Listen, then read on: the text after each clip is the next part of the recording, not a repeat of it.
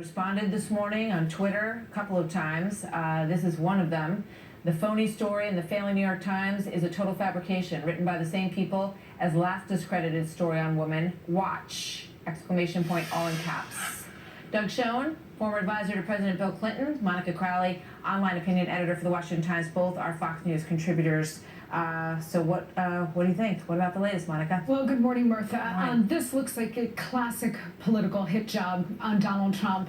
Clearly, this is a coordinated attack on him. We know from the WikiLeaks disclosures that there is coordinated collusion between the Clinton campaign and the mainstream media, including organs like the New York Times. I think they ought to be very careful proceeding. Number one, Donald Trump has said, this is complete fiction, and he intends to pursue legal action, possibly.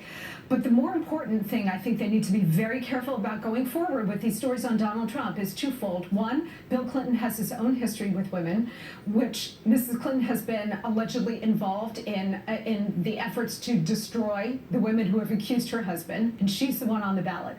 But more importantly, I think, this has the potential to backfire and turn Donald Trump into a sympathetic figure. That if voters take a look at this and perceive this as a massive pile-on Donald Trump in the coordinated way that we just laid out here, it could turn him into a sympathetic figure What if people out there believe the women? Donald Trump as a victim, which I hear what you're saying. It's possible. But what if they believe these accounts? Then it goes the other way. Well, they could, but look, and if that is the case, then I don't think it changes much. Because if you're a woman and you already think that Donald Trump is a sexist, your mind isn't going to be changed by this either way. You know, in a way, Doug, I feel like we're back in 1992. Because I remember right before that election, there was this storm of women, right, with these salacious, awful stories. And in a bizarre turn of events, it may be that Donald Trump needs to turn to the Clinton playbook from 1992.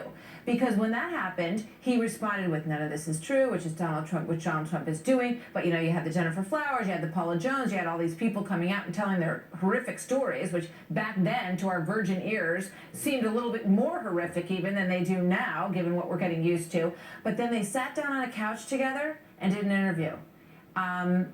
And Hillary, you know, said, I'm not some Tammy Wynette standing by my man. I trust my husband, and here we are. Well, that interview, as I recollect, was around the time of the New Hampshire primary, not at the end of the campaign.